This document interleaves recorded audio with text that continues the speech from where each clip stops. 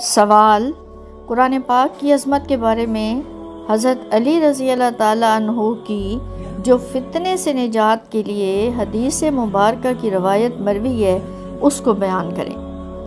جواب: حضرت علی رضی اللہ تعالیٰ عنہ سے مروی ہے، انہوں نے فرمایا، آگاہ ہو جاؤ، بے شک میں نے سنا حضور نبی اکرم صلی اللہ علیہ وآلہ وسلم کو وہ فرما رہے تھے کہ آگاہ ہو جاؤ، ایک بڑا فتنہ آنے والا ہے۔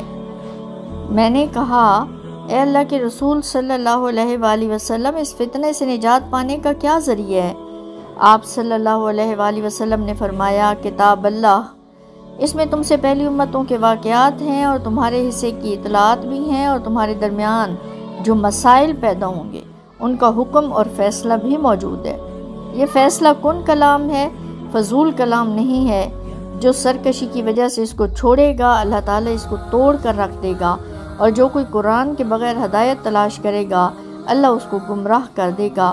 یہ اللہ کی مضبوط رسی ہے، یعنی اللہ سے مضبوط تعلق کا وسیلہ ہے، اور حکمت بھرا ذکر ہے، اور یہی سیدھا راستہ ہے، اور وہی ہے قرآن جس کے اتباع سے خیالات کجی سے محفوظ رہتے ہیں۔